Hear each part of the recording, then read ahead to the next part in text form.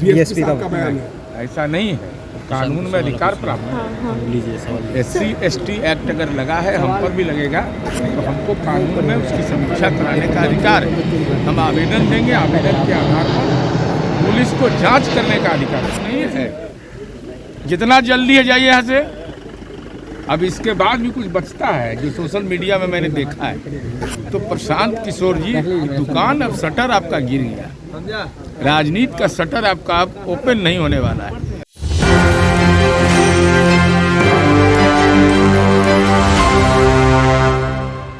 देखिए, दरभंगा के कुशेश्वर स्थान का वो हरिनगर गांव, जहां पर मात्र 2 व्यक्तियों की लड़ाई जो है एक सामाजिक लड़ाई बन जाती है। आपको बता दें कि एक पासवान व्यक्ति जो है एक ब्राह्मण व्यक्ति से लड़ जाता है, पैसा का मामला होता है, और उसके बाद ये लड़ाई जो है वो पासवान बनाम ब्राह्मण हो जाता है। आपको बता दें कि 80 से ऊपर लोगों पर जो है वो SC/ST एक्ट के तहत जो है मुकदमा दायर किया गया है। आपको बता दें इसको लेकर के काफी सवाल भी खड़े हो रहे हैं, विधानसभा में परिषद में भी सवाल उठाया गया। आपको बता दें कि इसको लेकर के जो बड़े पुलिस पदाधिकारी का भी जो बयान आया वो भी काफी जो है वो डराने वाला है। आपको बता दें उसको खारिज करते हुए JDU MLC नीरज कुमार दिखे हैं, क्या कुछ बयान दिया है, पहले आपको बुजुर्ग सुनिए। कोई सामाजिक विवाद नहीं, इसको सॉर्ट आउट कर लिया गया है, इसलिए कोई सामाजिक तनाव नहीं। यह महत्वपूर्ण पक्ष है और इस पक्ष की ओर सरकार संवेदनशील। सर, सुप्रीम कोर्ट में पैसे का लेन देन है, लेकिन SC/ST एक्ट लगाया गया 70 लोगों पर। इस संबंध में तो कानून में अधिकार प्राप्त है, कोई मुकदमा दायर कर सकता है और उसका सुपरविजन DSP लेवल पर। तो अभी तो औपचारिक रूप से कोई मुकदमा दायर हुआ है, उनको अधिकार प्राप्त है, तो इसका सुपरविजन होगा। जो गुनाहगार नहीं होंगे वो थोड़े उसके अभियुक्त, लेकिन जो गुनाहगार होंगे वो SC/ST एक्ट हटने का कोई प्रावधान नहीं है, जो लग गया सो लग। कौन बोलता है? DSP साहब का बयान है। ऐसा नहीं है, कानून में अधिकार प्राप्त है। SC/ST एक्ट अगर लगा है, हम पर भी लगेगा, तो हमको कानून में उसकी समीक्षा कराने का अधिकार है। हम आवेदन देंगे, आवेदन के आधार पर पुलिस को जांच करने का अधिकार है। अधिकार तो हर नागरिक को देश के संविधान ने दिया है। सर, सुप्रीम कोर्ट में जो बिहार में चुनाव हुए उसके खिलाफ जो याचिका दायर की गई थी जनसुराज पार्टी की तरफ से, उस पर CGI ने फटकार लगाई है। फटकार भी साधारण नहीं है, जितना जल्दी है जाइए यहाँ से।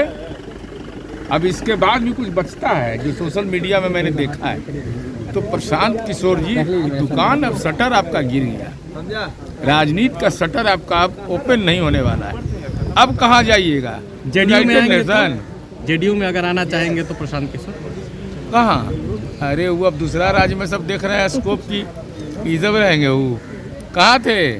25 सीट आएगा तो हम ये कर देंगे। सुप्रीम कोर्ट गए, दुर्दशा हो गई। अब कुछ बचा हुआ है? अरे अब इधर उधर घूमे और तंबू है जो उखड़ गया।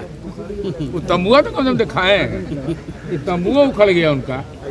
उन्होंने कहा भी है कि हमको कमजोर मत समझिए, हम लौटेंगे जरूर। अच्छा, पापड़ पहलवान क्या बोलता है कि हमने मजबूत हैं?